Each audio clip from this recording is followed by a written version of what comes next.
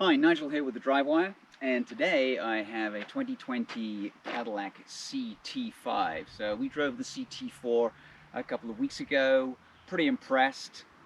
This one even more so. It's the premium luxury model, which has the optional, instead of the base 2-liter has about 237 horsepower. Probably not enough for this size of vehicle. This one has the twin turbo 6, so 335 horsepower, 405 foot-pounds. So plenty to work with there. This is a rear-wheel drive model, which I really like. It comes in around 56,000 with all the bells and whistles that it has on it. It runs these Michelin Primacy. They're all-season tires. I would prefer a summer tire, especially here in San Diego where it almost never rains. It's a good-looking car too. They've made that sort of sportback style. What I think they missed on this was having a standard trunk lid instead of a full hatch. But I think it looks pretty cool. The front looks good. The rear looks good. The sloping rear part is kind of nice. It does restrict headroom if you're super tall. Not a problem for me. I don't spend much time in the back of the car anyway. This one has the 10-speed transmission, the one that was co-developed with Ford. It's an excellent transmission. It has sport performance shift, various different drive modes. But yeah, so far so good. Yeah, it's a bit dusty because it's black and it's the worst color to choose, but it's a great car, and thank you Cadillac for persevering to produce sedans in this world of crossovers and SUVs and sucker mom's cars, and give me a nice sedan. So unfortunately I couldn't get hold of the V Sport version, which has the adaptive dampers, so this one's a little more softly sprung. But that V6 is a tremendous car, and kind of makes me look forward to when they come out with the real V and they give this thing north of 450 horsepower. All right, well, let's take a quick look around.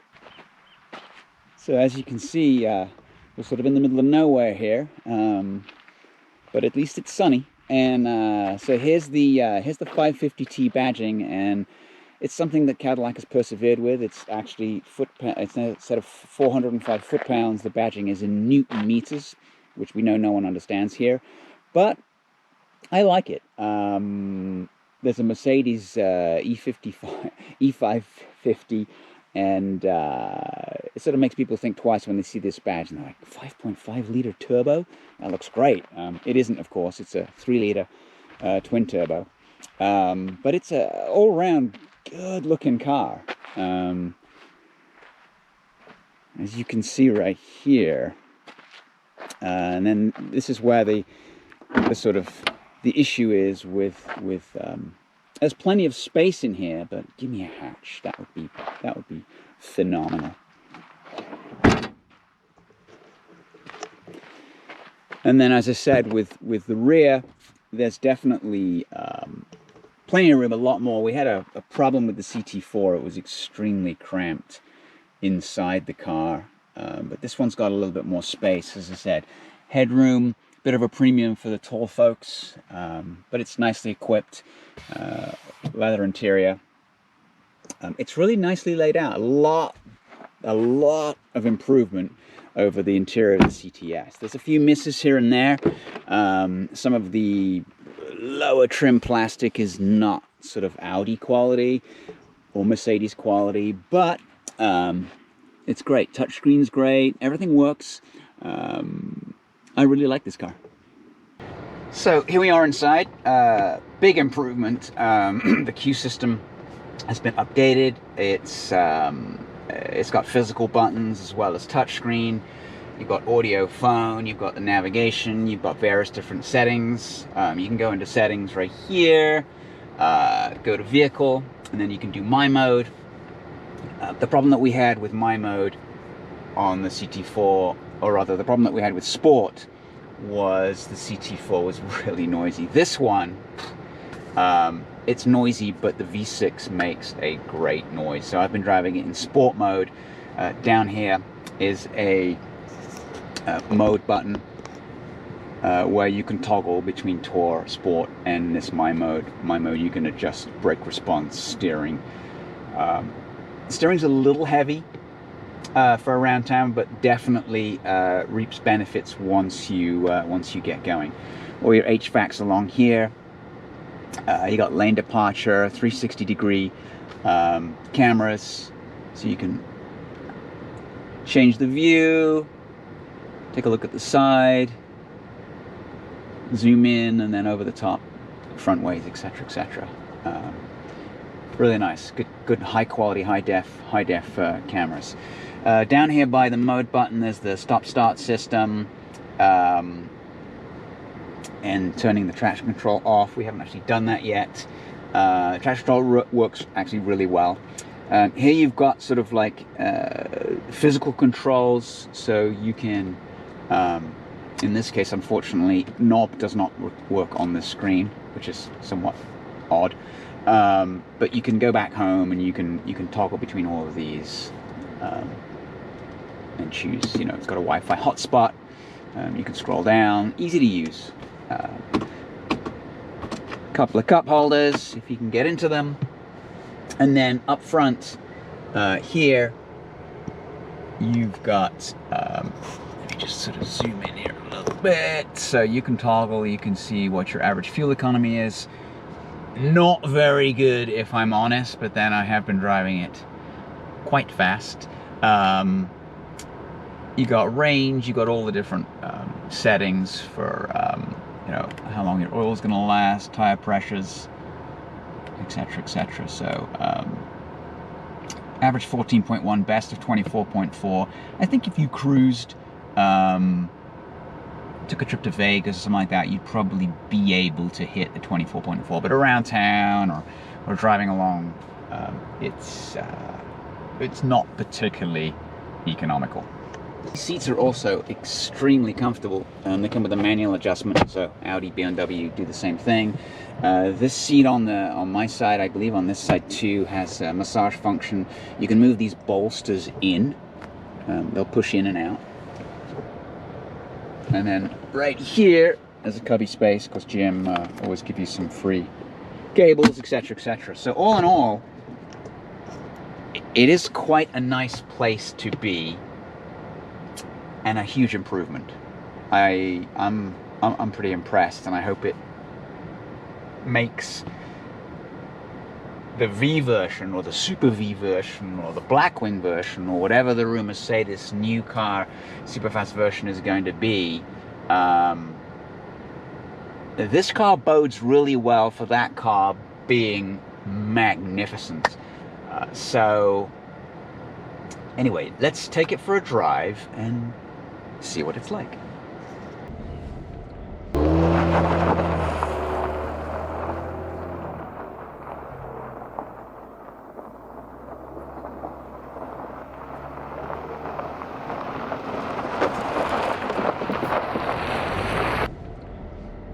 So as I said, 335 horsepower is nice.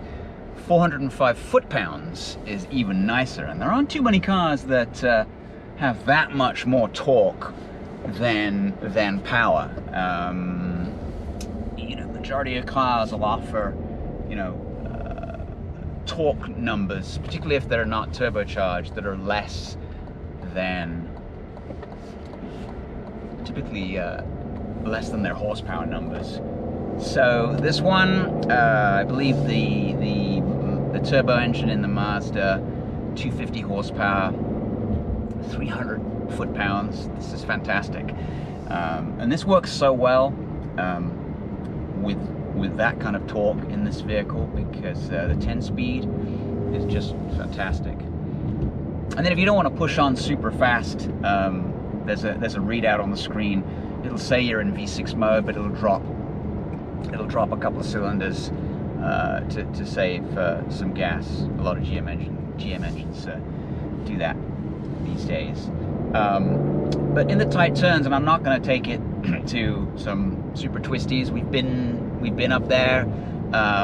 This car being set up for luxury mode has more of we would consider to be a Cadillac softer ride.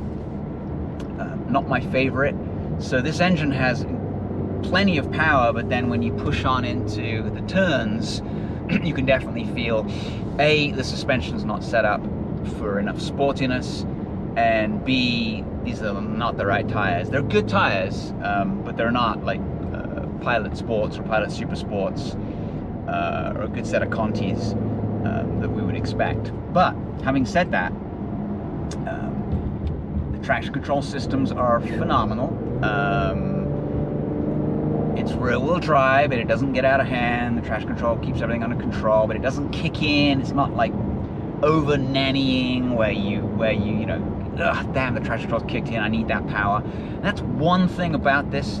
I've always said with the GM turbo engines, they don't seem to have any turbo lag. Something that Audi has always had a problem in dealing with, in that there's that little delay on takeoff. This, at a light, you put your foot down, poof, it's gone. You might get a little bit of the rear squatting down as the traction control kicks in, but it goes.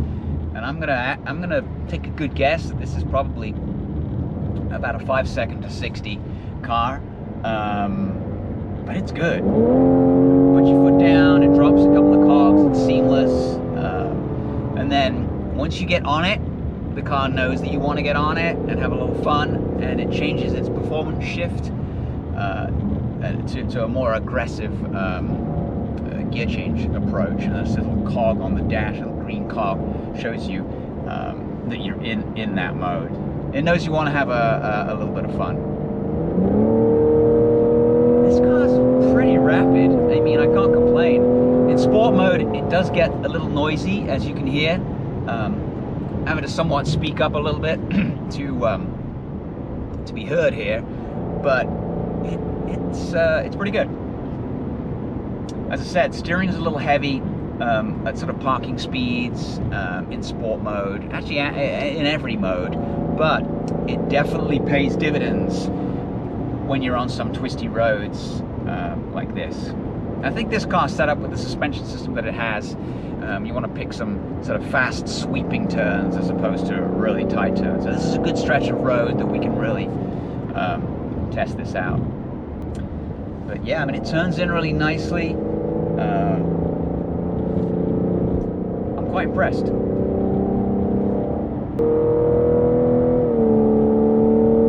This is a nice long straight bit. It's a nice bit of speed here. There's very little traffic that comes along this section, so we're happy. Cadillac, you know, they've tried so hard to stay in the sedan game that I definitely applaud their efforts, you know, with this car. It's not perfect. I typically rate cars with 4 different levels. Either they suck, they don't suck, which means that they're average, they're good, or they're great. There's a few that I've had that have been great. The majority fall into, well, this car doesn't suck.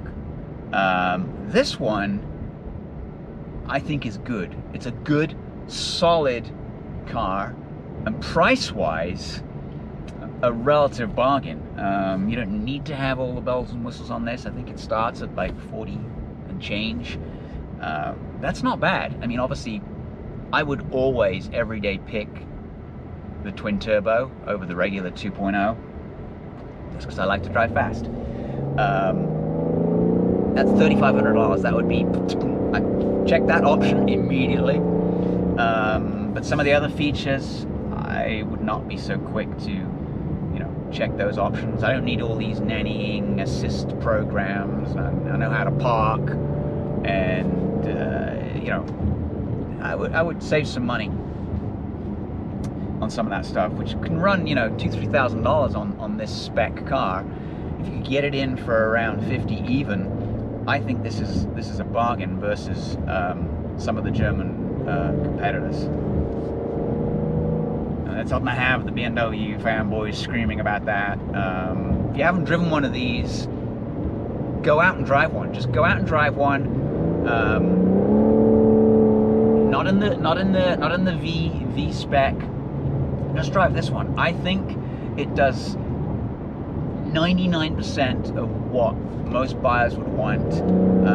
Yeah, you want to go quicker, get the V version. You want to go really quick, wait till next year and get the Blackwing Super V, whatever it might be called. I give this thing 2 thumbs up. I'm impressed. When I first got it and I drove it, you know, anytime you go to a dealer and you drive a car for 15-20 minutes, you never really get a feel for it. You can instantly dislike a car that way. And I've done that before. And this car, I was like, I don't know if I like it. I'm not really thrilled with this car. And it took me a day or so to warm to it, and then I'm almost up with the week when Cadillac's going to come back and pick it up. And sadly, you know, if I'm not sad about a car leaving, then it wasn't very good. If I am sad about a car leaving, then I'm going to shed a tear into my cornflakes. But this one is really good. It gives me some hope. The world is not turning mad, which it is slightly with this COVID-19 stuff, but it's not turning into a world of heavy crossovers, high center of gravity. They don't handle as well. Let's be honest, the only crossover slash SUV that I would ever consider buying because it handles like a sports car is the Alfa Romeo Stelvio Q. Other than that, there's nothing. They're all bloated, but this is nice. I think Cadillac's done a great job. Anyway, I appreciate you guys watching. If you like, subscribe below, make some comments, ask me any questions you want. And next time we'll see you with the Buick Encore GX. And it won't be quite as